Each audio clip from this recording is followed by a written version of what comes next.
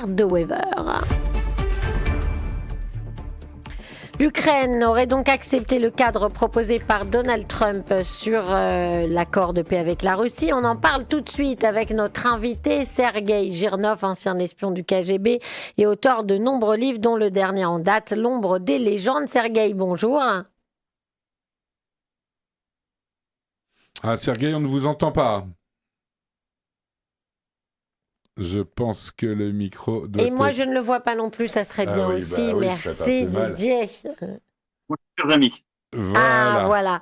Donc, je vous disais, l'Ukraine aurait accepté le cadre de l'accord proposé par Donald Trump pour la paix avec la Russie. Est-ce qu'il était obligé, Volodymyr Zelensky, d'accepter cet accord, Sergueï ? Non, il n'était pas obligé d'accepter cet accord, mais il était obligé de le dire. Parce que vous connaissez Donald Trump, si vous lui dites pas que tout ce qu'il propose est génial et qu'il est le meilleur président de tous les temps des États-Unis et qu'il mérite 20 fois le prix Nobel de la paix et tous les prix de Mars, Vénus et Jupiter, vous obtenez rien du tout, vous rompez la liaison avec lui. Donc c'est une procédure presque, vous savez, chamanique de dire que cet accord était génial. Alors, en réalité, cet accord est mort-né parce que cet accord était l'accord russe. Maintenant, nous savons comment il est apparu.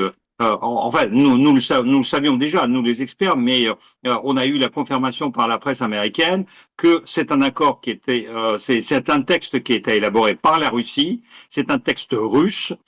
Trump ne l'a pas lu, même pas lu, parce que il n'est pas capable de lire au-delà de 3 lignes. Et donc cet accord a été imposé à l'Ukraine parce qu'ils se sont dit c'est un bon moment puisque après le scandale de corruption en Ukraine, Zelensky est affaibli, donc il pourra accepter n'importe quoi, etc., etc. Voilà, c'était une tentative, mais cette tentative a avorté puisqu'il y a eu d'abord l'intervention de Marco Rubio, qui lui est un homme très sérieux dans les affaires internationales. Il y a eu la pression sur le président Trump des sénateurs américains républicains qui étaient furieux en lisant et en voyant cet accord.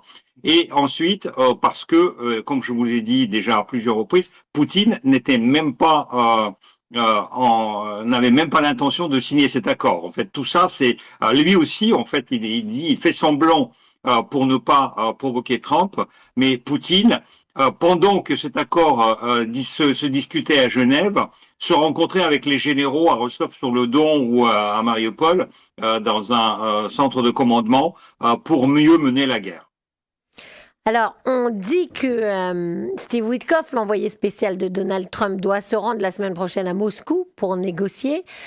Quels sont les points éventuels qui restent toujours avec un point d'interrogation, hein, Sergueï Girnov ?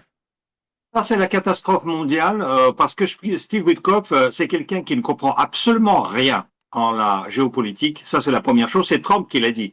Trump l'a dit au Knesset en Israël que mon ami Steve, c'est un imbécile qui ne connaît rien du tout, mais c'est mon ami, je l'utilise. Enfin, il fait bien les deals. Et donc, je l'ai envoyé à Moscou. Je croyais qu'il ne tenait même pas un quart d'heure face à Poutine. Et bizarrement, il a tenu 5 heures. Sauf ce que n'a pas précisé Trump à cette époque-là, c'est que Witkoff n'a pas tenu tête à Poutine. Il a tout simplement enregistré tout ce que Poutine voulait de lui. Et maintenant, Witkoff est devenu l'agent de Poutine et non pas de Trump. D'ailleurs, les révélations de la presse américaine sur comment les coups de fil étaient préparés, on a compris que Steve Witkoff donnait les conseils à Poutine, à la partie russe, sur comment mieux s'organiser pour que leur proposition tienne la route. Donc, en fait, quand Witkoff est envoyé à Moscou, pour nous, c'est une catastrophe parce que il va rien du tout imposer à Poutine. Il va tout simplement encore ingurgiter tout ce que Poutine va lui dire et après rapporter ça à Trump. Et comme Trump n'est pas non plus un prix Nobel de physique, donc il ne comprend pas aussi pas non plus grand chose en géopolitique. Et lui, c'est un homme aussi de deal. En fait, vous avez compris que Trump ne veut pas la paix juste pour l'Ukraine. Trump n'a jamais dit qu'il soutenait l'Ukraine. Trump n'a jamais dit qu'il condamnait la Russie comme le pays agresseur. Trump Trump n'a jamais dit qu'il condamnait cette guerre comme une guerre d'agression qui violait la Charte des Nations Unies et tous les traités internationaux. Non, lui, il veut juste qu'on s'arrête de tirer et qu'on commence à faire des affaires avec la Russie. Et donc tout ça, c'est très mauvais. Et je n'entends rien de bon du voyage de Witkoff à Moscou. Alors effectivement, depuis le début, tout le monde dit, Sergueï, que ce plan, il est beaucoup trop propice à tout ce que Vladimir Poutine voulait. La seule chose qui visiblement aurait été enlevée, puisqu'il y avait 28 points et maintenant il n'y en a plus que 19, c'est la réduction de l'armée ukrainienne et peut-être aussi l'amnistie pour les crimes de guerre. Qu'est-ce qui est le plus grave dans cet accord selon vous pour l'Ukraine? Est-ce que c'est tout simplement que les territoires qui ont été conquis par Vladimir Poutine seront définitivement russes? Ces territoires ne seront pas définitivement russes parce que nous vivons encore sous le régime du droit international et vous avez la Convention de Vienne de 1969 qui existe toujours, qui est signée par 140 pays, je crois, actuellement, qui dit que tout accord tout accord international qui est obtenu par la menace de la force ou l'emploi de la force est nul et non avenu.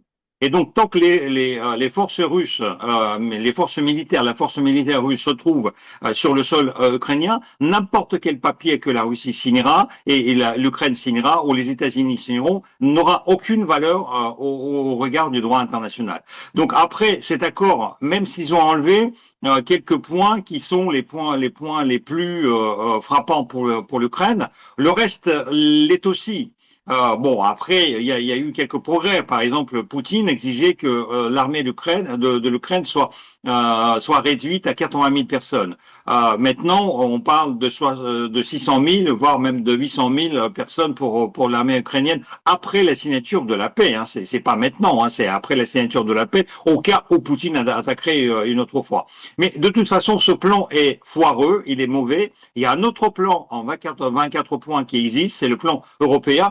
Lui, il est basé sur le droit international. Mais Poutine ne veut pas de lui, parce que Poutine dit nous avons notre plan en 28 points, c'est-à-dire le plan de Poutine, ce n'est pas le plan de Trump. Trump a présenté juste le plan de Poutine parce que Trump n'a même pas voulu rentrer dans le détail de ce qu'il proposait. D'ailleurs, Marco Rubio, au début, il a dit ce n'est pas notre plan. Nous étions juste les transmetteurs, en quelque sorte. Voilà. Et donc, ce processus va se poursuivre, mais il va rien donner. Et je vous dis, toutes les personnes qui disent que dans les jours ou les heures qui viennent, on va signer un accord, c'est complètement faux. Trump est parti jouer au golf déjà. C'est fini, hein. Il a donné, soi-disant, la limite aujourd'hui à Zelensky de signer ce plan. Il l'a enlevé justement, l'ultimatum du 27, il l'a enlevé. C'est déjà oublié parce qu'en fait il a essayé de faire pression et lorsque l'Ukraine a résisté à cette pression, Trump s'est désintéressé complètement de ce truc-là. Il est parti jouer au golf, manger la dinde pendant la fête de Thanksgiving qui est aujourd'hui aux États-Unis. Et donc cet accord était mort-né. Et il n'existe plus, hein. Mais il existe toujours dans la tête de Poutine, parce que en fait cet accord, ce n'est pas un accord, c'est une capitulation de l'Ukraine. Et même si vous enlevez quelques points de cette capitulation, elle est de toute façon là. Et Poutine n'acceptera que la capitulation de l'Ukraine. Et l'Ukraine n'acceptera jamais de capituler. Et ben donc on continuera de parler la guerre en Ukraine et on espère malheureusement pour les Ukrainiens que ça va tout de même pas durer comme la guerre de 100 ans. Bonne journée à vous Sergueï Girnov, merci d'avoir été avec nous ce matin sur Radio Judaïka, ancien espion du KGB, auteur de nombreux livres, le dernier, L'ombre des légendes. Bonne journée à vous, à très vite. Merci.